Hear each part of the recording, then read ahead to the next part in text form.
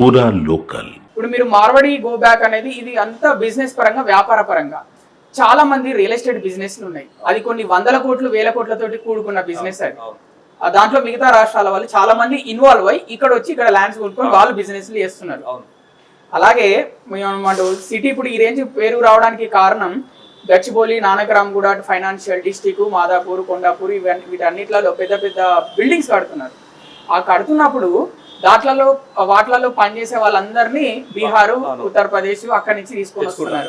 మరి వాళ్ళ మీద ఎందుకు మీరు కాన్సన్ట్రేషన్ చేయరు? ఇదంతా అదే కదా, దాని మీదనే కదా. ఏది మరి ఎక్కువ మార్వాడి గో బ్యాక్ అంటున్నారు కానీ మరి వాళ్ళు మార్వాడినే, వీళ్ళు మార్వాడినే. మేము ఏమంటున్నాం, నువ్వు పెట్టే సంస్థలు ఇప్పుడు నిన్నగాక మొన్న సీఎం వాళ్ళు మార్వాడీలు ఎట్లయితారు? కన్స్ట్రక్షన్ లో అక్కడ చేసే వాళ్ళు వేరే రాష్ట్రాల వాళ్ళు, మిగతా సంబంధించిన వాళ్ళు. ఇప్పుడు ఉత్తర భారతదేశ రాష్ట్రాల నుంచి వచ్చే వ్యాపారస్తులు మొత్తం కూడా మనం మార్వాడి అంటాం అంతే.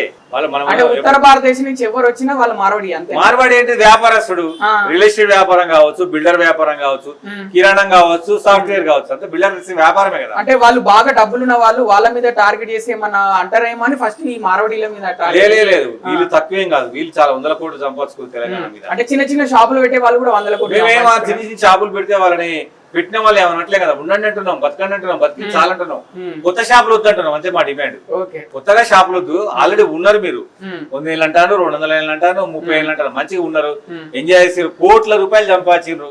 అయినా మేము ఏమనట్లేదు, ఓకే మీకు తెలివి ఉంది, మీరు వ్యాపారం పెట్టుకున్నారు, మీరు పని చేసారు, కానీ కొత్తగా షాపులు వద్దు అంటున్నాం. కొత్తగా షాప్ పెట్టుకునే వాళ్ళకి మీరు ఏమైనా లోన్లు ఇచ్చి ఎంకరేజ్ చేస్తారా? డబ్బులు ఇచ్చి వ్యాపారం పెట్టుకోమని? వాళ్ళకి ఆల్రెడీ వాళ్ళు తెచ్చుకునే డబ్బులే వాళ్ళ కుల సంఘాల దగ్గర వాళ్ళ వ్యాపార సంఘాల దగ్గర తెచ్చుకునేదే, వడ్డీ లేకుండా డబ్బులు తెచ్చుకుంటారు వాళ్ళు. ఎవరు?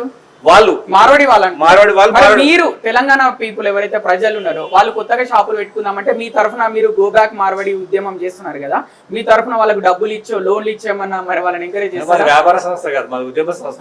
ఉద్యమ సంస్థ. వాళ్ళందరినీ ఉద్యమంలో సరే, మిమ్మల్ని నమ్ముకొని మీ వెనకాల యువకులు వస్తారు ఉద్యమంలో, వాళ్ళకి ఏ విధంగా మీరు ఉపాధి కల్పిస్తారు ఫ్యూచర్ లో? నేపాల్లో పెద్ద ఎత్తున గొడవ జరుగుతుంది. దేనికోసం జరుగుతుంది గొడవ? నిరుద్యోగం పోవాలి, అవినీతి పోవాలని వాళ్ళు ఉద్యమం చేస్తున్నారు. దానికి ఎవరు ఏం చేస్తారు? దానికి ప్రభుత్వం చేయాలి కదా అవన్నీ. నేపాల్లో రేపు వచ్చిన కొత్త ప్రభుత్వం చేస్తారు కావచ్చు, దాని ద్వారా అక్కడ ఉన్న ఉద్యమం ఆగిపోద్ది. అట్లా